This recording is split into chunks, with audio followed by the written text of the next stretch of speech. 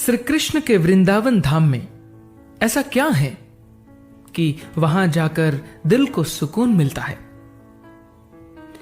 एक बार देवर्षि नारद जी को वैकुंठ में बैठे हुए लगा कि बहुत दिनों से सत्संग नहीं किया है, सत्संग करना चाहिए।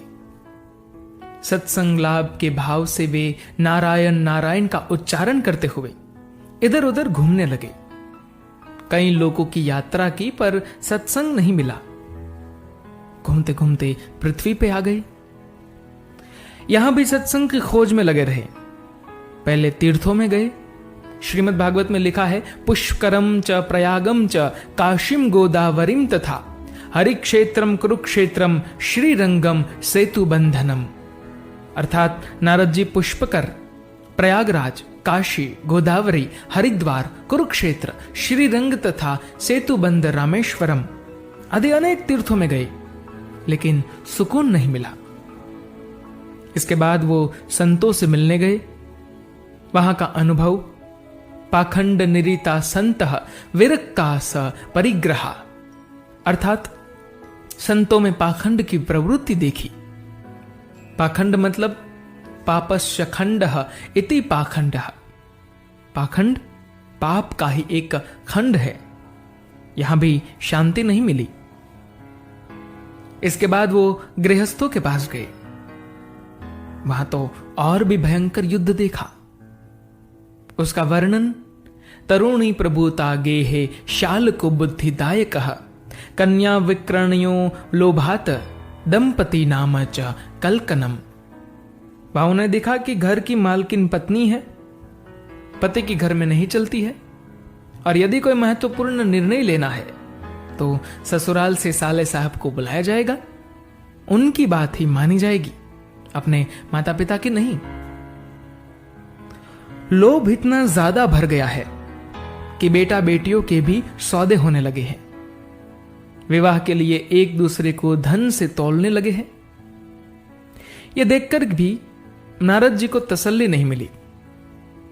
तो जब न तीर्थों में, न संतों के पास और न ही गृहस्थी में सुकून मिला, तब उन्होंने निर्णय किया कि वृंदावन चलते हैं, वहां जरूर आनंद आएगा।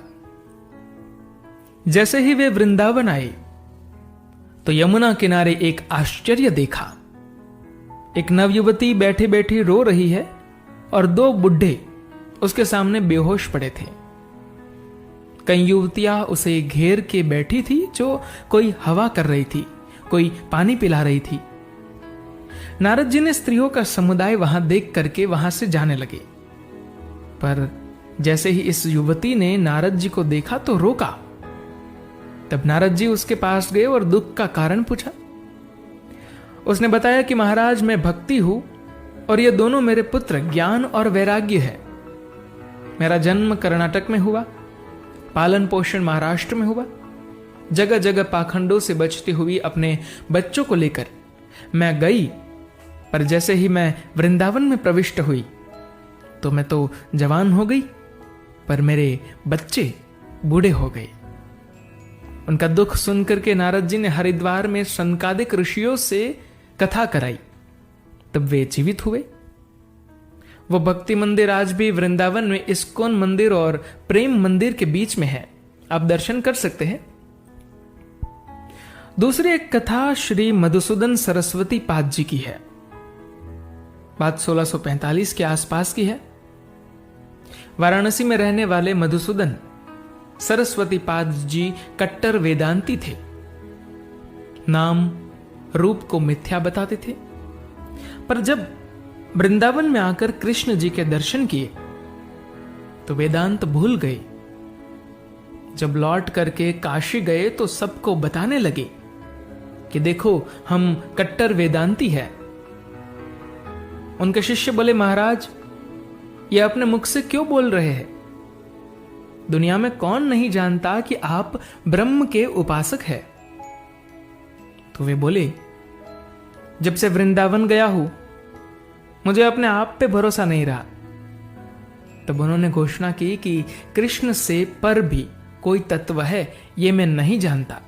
कृष्ण ही परमात्मा है। तो जब इतने बड़े बड़े ऋषियों और सन्यासियों को वृंदावन आकर सुकून मिला, तो आशा है कि आपको भी मिलेगा। धन्यवाद।